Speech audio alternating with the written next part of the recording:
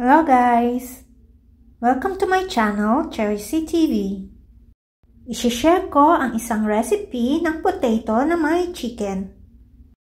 At makikita ang lahat ng ingredients sa description box. Sa pag-umpisa ay magbuhos ng cooking oil sa baking pan at ipahid ito o spread sa lahat ng sides ng baking pan gamit ang cooking brush. Pagkatapos pahiran ng oil ang baking pan, ay ilagay ang mozzarella cheese at sliced potatoes.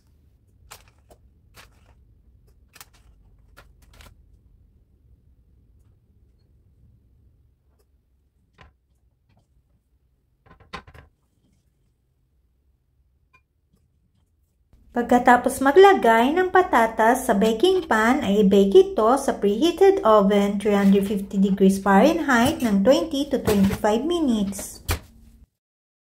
Habang binibake ang patatas, ay i-prepare ang ibang ingredients. Sa kaldero o kawali ay maglagay ng konting mantika at painitin ito sa katamtamang apoy, saka ilagay ang minced garlic at igisa hanggang maging light brown.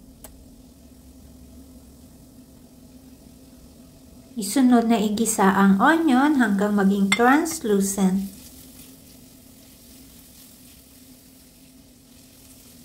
Pag nakita ng translucent ang onion, ay pwede nang ilagay ang boiled shredded chicken.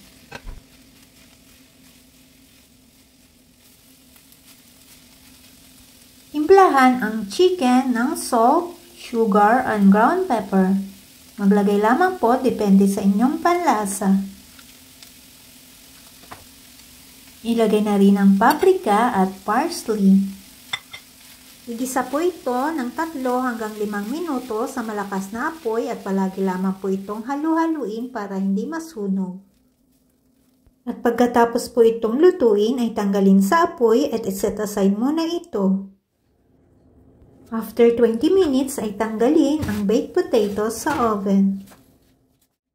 Sa baking pan na may baked potatoes ay ilagay ang onion rings.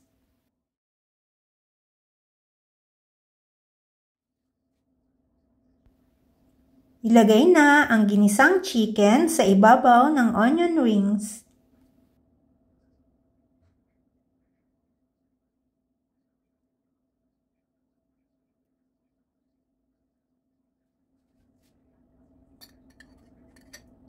Maglagay ng marinara sauce sa ibabaw ng chicken at spread ito.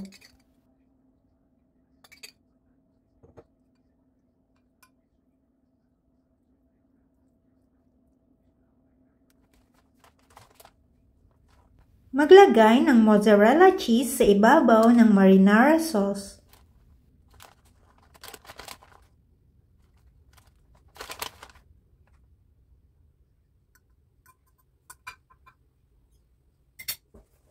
Muli itong ilagay sa preheated oven 350 degrees Fahrenheit at i-bake ito hanggang ang cheese ay maging golden brown, and after baking, remove from oven.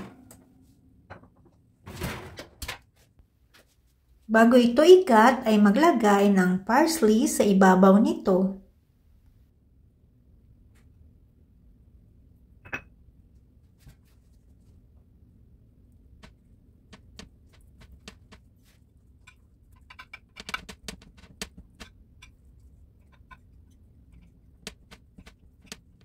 Pagkatapos niyo po itong mahiwa-hiwa, ay pwede na po itong iserve. But Jesus answered, "It is written, man shall not live by bread alone, but by every word that proceeded out of the mouth of God."